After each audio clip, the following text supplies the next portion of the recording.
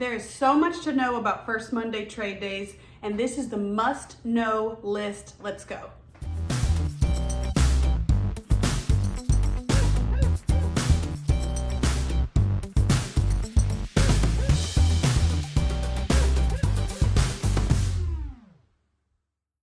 Hey y'all, I'm the Canton Junkie, and this is where we talk anything and everything First Monday trade days, what I call going to Canton.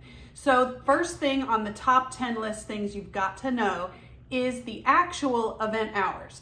So for some reason, the entities that put on these wonderful events, they advertise the hours a little incorrectly. I don't know why. They always say that the event is sunrise to sunset or dawn till dusk, and that's not actually true. It's easy for them to promote it that way, but it's not the actual event hours. So the event, if it was dawn till dusk in July, you would expect to be able to shop from probably 7:30 in the morning until about 9 p.m. because that's when the sun is out, but that's not true.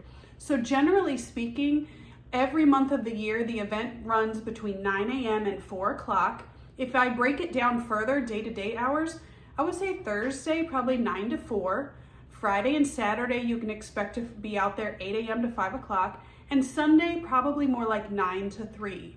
Next on the must-know list, the event dates. When does it take place? So it's called First Monday Trade Days, but if you show up on a Monday, you're gonna be disappointed. It actually does not happen on a Monday. So about 150 years ago, when the event began, it was on Mondays. But over the decades, it's changed, it's morphed, and now it's not on Monday, it's on the weekend before. So let's break that down.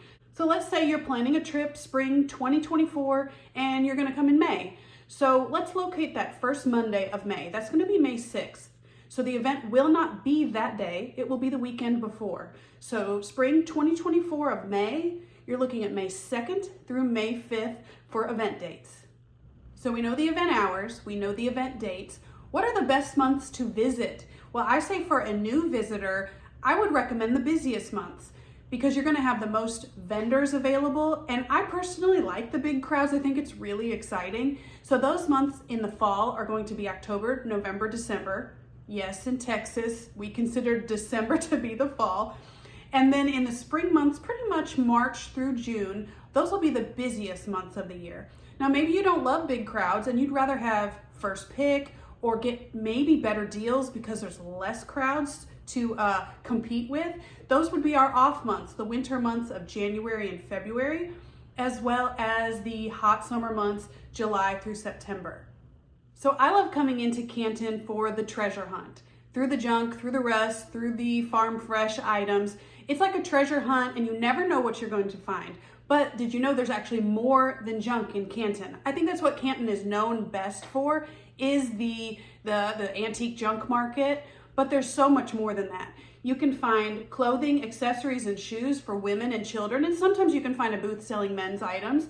You'll also find furniture and home decor, things like crafts, handmade, seasonal decorations. You'll also find plenty of food vendors besides the hot, fresh food. You can find coffee roasters, things that can fill up your pantry, people selling fresh produce. Also ammo and tools, tons of tools at this event, used, new, in the box. And then also indoor and outdoor plants. And there's so much more than even that. You can find almost anything in Canton. One of the coolest parts about First Monday is it's dog friendly. There are a few rules: no aggressive dogs, make sure your dog is leashed, and also curb your dog, which means pick up after them. And I have a few notes about bringing your dog as well. First of all, be expected to be slowed down. People will want to ask to pet your dog, they'll probably have questions about your dog, and it'll be just a little bit of a slower experience bringing your dog. Second of all, consider how you're toting them around. Most dogs are not used to walking an 8-hour day. That's a lot of exercise for a dog that maybe is more of a couch potato. So consider how your dog's gonna take a break. Are you renting a scooter and they can ride on the floorboard or your lap? Or will you have a wagon or a Canton cart with you to tote them along when they need a break? Another thing I hear from people in Canton, when I meet their dogs, some of them say, oh, we're beginning to socialize our dog. I think that's great. Dog socialization, very important. But consider that Canton can be very overwhelming and extremely busy for a dog just learning how to socialize. It could be too much for them. So just consider that, is this an appropriate situation to begin my dog socializing, or should I start a little slower with them and then bring them along next time? So the next topic, let's talk about the weather. Now, Canton First Monday is mainly an outdoor event. There are plenty of covered areas, but they're not air conditioned or heated, generally speaking. So make sure you're prepared for the weather. First of all, let's talk about it. Let's talk about where you can go for air conditioning and heat in those more extreme temperature months. So the Civic Center, they have heat and AC, also regular bathrooms, concession. You can take a good break in there, cool down, heat up, whatever it is. Other buildings, Twig's main building, that big red barn, Dixie House over by Pavilion 6000, and kind of by the original pavilions, there is Martha's Restaurant, also with heat and AC.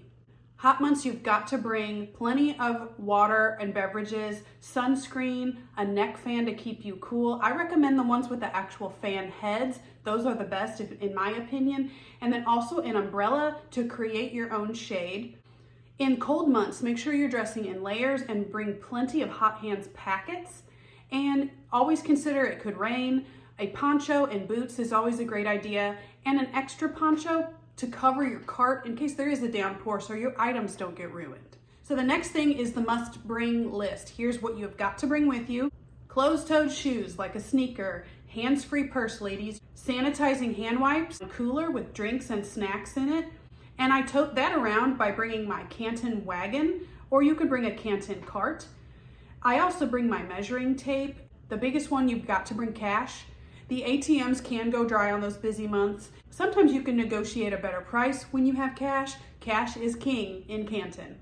One of my biggest tips is renting a scooter when coming to Canton. I rent a scooter every month I'm there, and I usually rent from ABC, but there are 5 companies on site. Go ahead and take a screenshot of this so you have all the information on your phone. The 5 companies are Dixie Rentals, ABC Scooter, J&J, Scootin' Scooters, and BT&T Rentals. So I most often rent from ABC Scooters, so that's the one I'm most familiar with. Their scooters are $10 an hour. If you go over a certain number of hours, they just charge you for the full day, which is $65 for the day. They can also rent you a Canton cart, a wagon, and they can also sell you drink holders and Canton cart liners. So when I come into Canton, I like to stay for more than just a single day, and there's lots of lodging options in the area. My default's to get on Airbnb and find a little room or cottage to rent in town. Tons of other options though. First, you can get a hotel room. They're up by the interstate. Lots of places like Best Western or Days Inn. Some other options, there's a real bed and breakfast in town called the Dragonfly Inn. If you're an RVer, there's RV options right on the grounds and RV places in the area. And if you're late to the party and you can't find anything in town, just look on Airbnb in the nearby towns and you'll find something, probably within 20 to 30 minutes away. All right, our last point today, let's talk parking. There is tons of parking available for this event. The main First Monday grounds has parking all surrounding it, and then the other outer facilities like Old Mill Marketplace, Dog Alley, the Canton Marketplace, they all have parking available as well. Most parking is going to cost you either $5 or $10. I do see a few VIP areas, and I believe that's $20 for parking. If you're doing something like staying on the mountain at one of those Airbnbs overnight, parking is included in that. Cool thing is, insider tip, if you're staying on the mountain, parking there for free, there is this shuttle in town that runs on Fridays and Saturdays. You can hop on that and it makes several stops at the main grounds. So you technically wouldn't have to pay for parking. I personally drive to the grounds because Lord knows I'm gonna find some huge something that I gotta stuff in my car that I would not be able to take on the shuttle. But check it out, it's called the Canton Cruiser. If you're a potential visitor to Canton or a vendor in Canton and you found this info helpful or it will be helpful for your customers, please subscribe. It keeps me doing what I'm doing, helps populate this information for more people who will want to know about Canton. And if you haven't yet, find me on Instagram. I go into different details there about vendors, products, all sorts of tips about Canton. And also Fridays of the First Monday event, I go live on Instagram at 9:30, give you any updates you'll need to know for that month. We'll talk about the weather, what I've been seeing, are there any trends? And thanks y'all, see you next time.